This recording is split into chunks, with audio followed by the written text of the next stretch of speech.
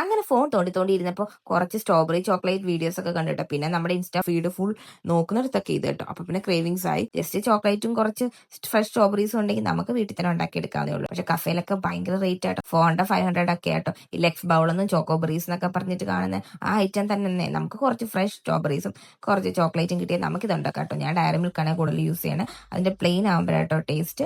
പിന്നെ നമുക്ക് വേണമെങ്കിൽ ന്യൂട്രലയോ കുറച്ച് മിൽക്ക് മെയ്ഡോ മിൽക്കൊക്കെ ആഡ് ചെയ്ത് നമുക്ക് കുറച്ച് ലാവിഷായിട്ടൊക്കെ ഉണ്ടാക്കാവുന്നേ. വേണമെങ്കിൽ ഞാൻ സിമ്പിൾ ആയിട്ട് ഉണ്ടാക്കുന്നതാണ്, ജസ്റ്റ് പെട്ടെന്ന് ഉണ്ടാക്കി കഴിക്കാൻ വേണ്ടിയിട്ട്.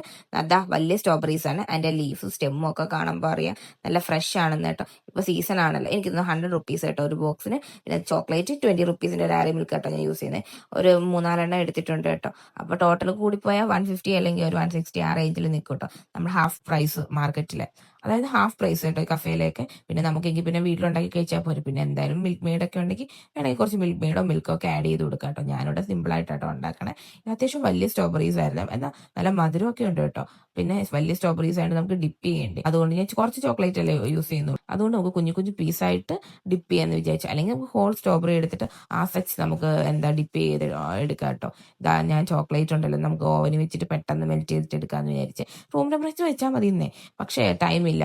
പിന്നെ ഞാൻ നേരത്തെ എടുത്ത് വെച്ചതും ഇല്ല. അല്ലെങ്കിൽ നമുക്ക് ഡബിൾ ബോയിൽ ചെയ്താലും മതി കേട്ടോ.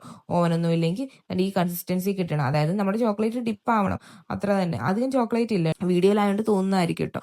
പിന്നെ അത്യാവശ്യം സ്ട്രോബെറീസ് അതിലും എനിക്ക് തോന്നുന്നു കമ്പയർ ചെയ്യുമ്പോൾ കൂടുതലുണ്ടായിരുന്നു കേട്ടോ. സ്ട്രോബെറി നന്നായിട്ട് മിക്സ് ചെയ്തെടുക്കുക കേട്ടോ. അങ്ങനെ വേണമെങ്കിൽ നമുക്ക് കുറച്ച് നേരം കൂടെ റെഫ്രിജറേറ്റ് ചെയ്തിട്ട് സെർവ് ചെയ്യുക. അപ്പോൾ ഒരു നല്ല കോംബോ ആയിട്ട് എനിക്ക് ഭയങ്കര ഇഷ്ടമാണ്. കോംബോ എന്തായാലും നിങ്ങൾക്ക് ഇഷ്ടപ്പെടും കേട്ടോ. എന്തായാലും ഒന്ന് ട്രൈ ചെയ്യണേ.